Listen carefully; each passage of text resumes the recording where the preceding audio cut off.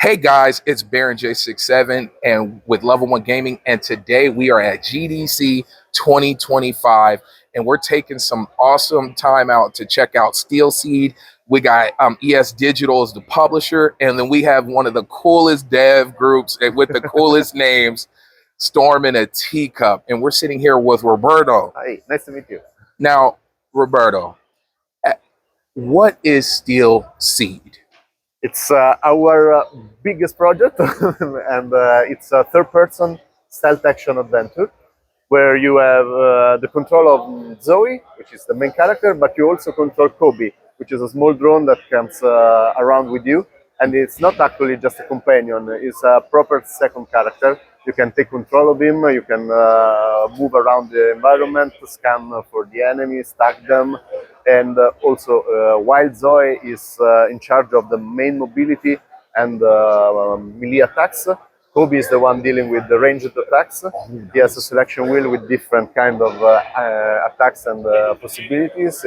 He's the one that actually deals with any kind of interaction with the environment, because as you will understand during the game, Zoe is something like an alien in the situation where she finds herself, while Kobe is part of this world and knows how to deal with everything around. Nice. So I see that this is a heavily sci-fi entrenched world.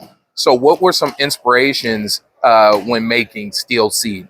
There were a lot of inspirations, because the very first one is Blam, the manga, and it was the starting point. But then we wanted to create a sci-fi narrative universe that could match with all our players, so the youngest, but also the oldest ones. Nice. And so we have and both Eastern and Western. So I said Blam, but you can find something about Alita as well, Kyashan, Evangelion. And on the other side, since our CEO is a fan of 80s and 90s movies, Nice. there are references to RoboCop, Nice. to Blade Runner for sure. And later on, if we have the chance to check a bit, you'll see them.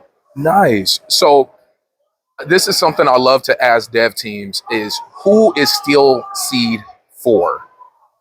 It's for the stealth action lovers, those players that really want to, don't really want to someone that reinvent the wheels, but that is in love with that kind of game and try to do his best to give them an experience that they will remember.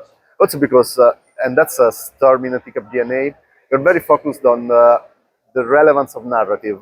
So we want the players to enjoy playing it, but we want them to have something that remains once they have finished the playing. I'm actually going to make sure to run the trailer during a portion of this because it's super intense, like the Steam page trailer. But I have to ask, how impactful was it to have Martin Corda, somebody, a BAFTA award-winning writer, to come in and work with the story? It was really, really important because we had the story, at least we had a huge lore, and Martin helped us to focus the story on the character and making it work. Mm-hmm. So we had the chance with him to blend what we wanted the people to know if they explore the environment, if they find all the logs, and so that they can understand what happened before. But at the same time, Martin made it an interesting story through the game. So there are these two levels that blended thanks to him and thanks to our guys inside the studio, because we have a cinematics director and a dialogue writer that try to add elements and levels on the story that Martin finalized. And you know what's something that I noticed in the trailer? How important is camera angles going to be in Steel Seed? Because I noticed within the gameplay trailer, it looked like there was moments where it's almost over the shoulder, third person, and then off in different angles, like so I noticed a lot of different angles within that. So is that a common thing within the game? Something that we wanted to add to the game to give in a certain from a certain point of view, we wanted to give a bit of different situation to the player, but at the same time, we wanted to remind to all those elder player the 2D games or maybe a different perspective. Sometimes the camera comes to a proper 2D experience, but on the other side, you can have maybe more wide angle ones. Yeah. Of course, you can control it during most of the game.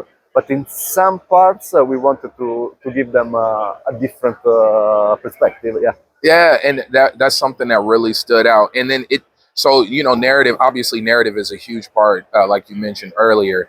Is this going to be a linear story?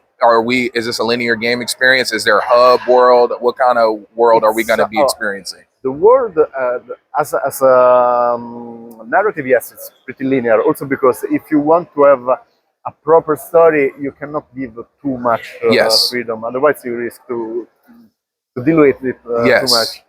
But at the same time, the game is vast, so you have a path, but you can choose the way you get through this path.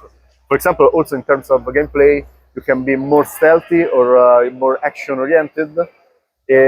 We believe that the best way to approach the game is mixing the two aspects. Also because in some parts of the game you need to go full in attacking the enemies, but for most of the game you have the chance to sneak around and avoid fighting, and that is part of the experience that we want to create. Also because Zoe, in terms of lore, she's a girl that finds herself in this robotic body. So she's not Terminator or Rambo. And she will learn through the experience how to deal with this robotic body and with all the skills that she will develop. But the very main focus she has is not fighting the world. She's looking for her father, and we wanted to communicate to the people the sense of loneliness and that you would feel if you find yourself in something that it's not your body, in an environment that it's not your home. So that was the very beginning of the game in terms of ideas. Awesome. So when can we expect to get our hands on Steel Seed, and how much is this going to cost? How much it's going to cost? Yeah. Actually, this is more a question for our publisher. Got it. But it's a AA game, AA premium game. So I think the range would be the cost that we expect. And when is it going to release? It's 10th of April. We're almost there. Nice, we're almost there. It took a lot because we spent almost 5 years developing it. That's because we are a small team. We are 17 people. Wow. We were 20 in the most during the production, but usually we work around 17 people, and it was a huge effort for us to reach. So another thing I actually got to ask, as somebody who plays handhelds, is this going to be Steam Deck ready, or We tested it on the Steam Deck. Okay. And we are finalizing the polishing because it's quite an heavy game in terms both of gameplay and aesthetics. But so far it worked both on Steam Deck and also on the MSI Claw. Oh, okay. Those are the two that we had in the. Yet we will be probably working on that also after the release to make it perfect. Okay, awesome. And controller support? Yes. Okay, awesome. So folks, please get out there and go and wishlist Steel Seed. I'll make sure to put all the links below. And thank you so much, Roberto, for taking time and talking to us. This game looks absolutely amazing. Thanks a lot. All right. Much love, guys. Thank you so much. Baron J67, LV1 Gaming, Steel Seed, ES Digital over at GDC 2025. Much love. Peace.